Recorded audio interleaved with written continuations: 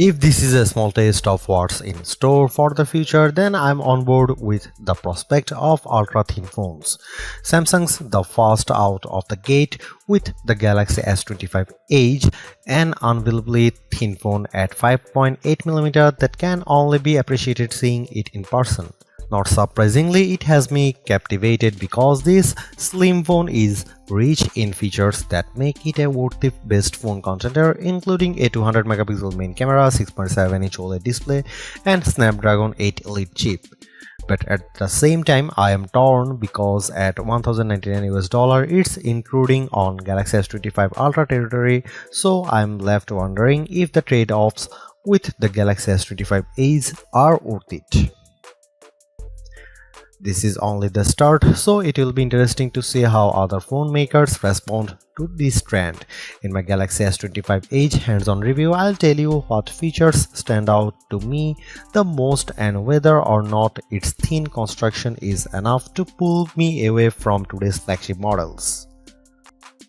I've been using the Galaxy Z Fold 6 over 6 months now, and what's interesting is that it's actually just as thin as the Galaxy S25 Edge at 5.6mm, but that's when it's unfolded. When it's closed, however, the Galaxy Z Fold 6 measures at 12.1mm thick. Size-wise, it's definitely not as long or wide as other flagship models, making it slightly easier to use one-handed. Against the Galaxy S25 Ultra, which comes in 8.2mm, the Galaxy S25 Edge is roughly 31% thinner. I'm actually astounded most of by the weight difference between the two. The Galaxy S25 Ultra feels overweight at 7.69 ounces, whereas the Galaxy S25 Edge tips the scales at just 5.75 ounces. For a phone that's this thin and light, it still feels incredibly solid in the hand. That's due to its sturdy titanium frame and Gorilla Glass ceramic 2 covering the display. Even with its thinness, it doesn't feel fragile and still gets the same IP68 rating as the S25 Ultra. While all of this makes the Galaxy S25 Edge an engineering feat, I don't have the same reaction as other thin phones I have seen in my lifetime. Yes, it's the thinnest Galaxy S device ever, but it doesn't rival the feeling I got seeing the original Motorola Razr or when Apple introduced iPod Nano.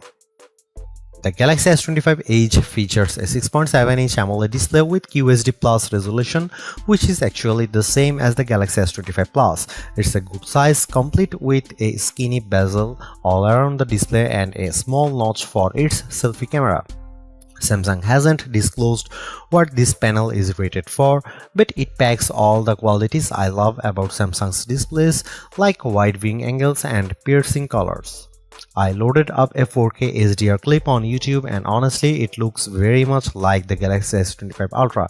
It also benefits from the same adaptive 120Hz refresh rate that makes animations and scrolling with the interface so buttery smooth. The true test will be how bright it gets, because the Galaxy S25 Ultra achieved a peak brightness of 1860 nits. Even if it doesn't quite reach the same level, it still looks great for what most people will use it for. Considering how much of a camera snob I can be, it's going to be tough convincing me that the Galaxy S25 Edge's dual camera setup is good enough. It consists of 200-megapixel main shooter paired with a 12-megapixel ultra-wide, but Samsung doesn't explicitly say it's using the same exact sensor found with the Galaxy S25 Ultra's main camera. The zooming is all handled by the main camera. I have seen excellent results from phones that make great use of pixel binding, so I suspect the Galaxy S25 Edge won't disappoint in this area. However, just know that its maximum zoom is capped at 10x zoom, which effectively eliminates space zoom from its arsenal. The Galaxy S25 and S25 Plus have a 3x telephoto lenses capable of 30x zoom, while the S25 Ultra has a 3x and 5x optical with 200x digital. This is one area I am apprehensive about, because it means that it won't get the same caliber of moonshots or distant stars whenever I shoot astro photography with the Galaxy S25 Ultra. Over on the video side, the S25 Edge has all the same shooting modes as the Galaxy S25 Ultra, including manual video mode and 8K recording. One thing I am happy to know is that the S25 Edge packs a Snapdragon 8 Elite chip under the hood, which is paired with 12GB of RAM, just like on the S25 Ultra. This combo has already proven to be a powerhouse, so I am confident it will deliver very similar results with various benchmark tests. Not only is it the thinnest flagship model around, but it could also be one of the most powerful phones around. But given how all of its internal components are scrunched together in such a tightly packed space to achieve its thinness, it does make heat buildup a big concern. I'm pretty religious at playing graphically intensive games on my phones, so the last thing I want to happen is it getting extra toasty and potentially affecting its GPU performance. Samsung says that the Galaxy S25 Edge boosts a configured vapor chamber for exactly this reason, which will help out with its heat dissipation. It's much more of a concern here than, say, the Galaxy S25 Ultra, because everything's crammed into a much tighter space. In addition to the camera, the other area where the Galaxy S25 Edge compromises over the S25 Ultra is in the battery department. Naturally, a phone this thin needs to make concessions somewhere, and that's in the battery, which could be a deal breaker for some. Samsung claims all-day battery life from this 3900 mAh battery, but I don't think it will come close to matching the S25 Ultra in the endurance department. That phone packs a massive 5000 mAh battery, as does the Galaxy S25 Plus with a 4900 mAh one. I know very well that Qualcomm's chip is extremely power efficient, but I just can't see it outlasting either of them in our battery benchmark test or making it our best phone battery life test. At the same time, Samsung kept its charging speed to 25 watt, which is much slower than 45 watt wired speeds on the Galaxy S25 Plus and S25 Ultra. All of these points to be obvious, the Galaxy S25 Edge is not going to break records in the battery department. I know some people are fine with this, just as long as the battery can last them a reasonable amount of time. I just wouldn't want to find it running on empty halfway through my day. I played around with the Galaxy S25 Edge and it's running the same One UI 7 software on top of Android 15, effectively giving it the same experience as the Galaxy S25 Ultra. There's a lot I like about it, including the fact that it packs Samsung DeX, multi-window and Edge panel to make it productivity powerhouse.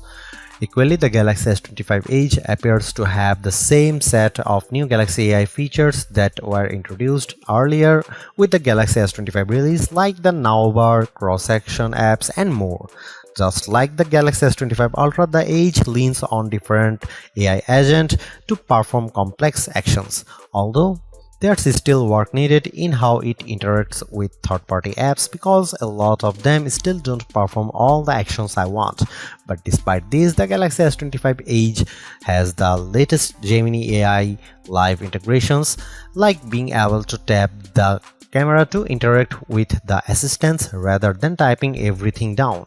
Samsung hasn't disclosed how long the Galaxy S25 Edge will have free access to Gemini Advanced, but I suspect it will be the same 6 months as the other Galaxy S25 phones. I honestly believe that the Galaxy S25 Edge is in a tough position, mainly because of how it's priced and other compromises it makes in order to achieve its thinness. At $1099 it's $200 more expensive than the similarly sized Galaxy S25 Plus and $200 less than the Galaxy S25 Ultra flagship. Battery life is clearly the one area where the Galaxy S25 Edge is at a big disadvantage. You could argue the same for its cameras, but I think its dual camera setup can still pack a punch. Yes, I'm willing to overlook not having a dedicated telephoto camera, just as long as it makes do with pixel binding techniques to effectively reach the similar results.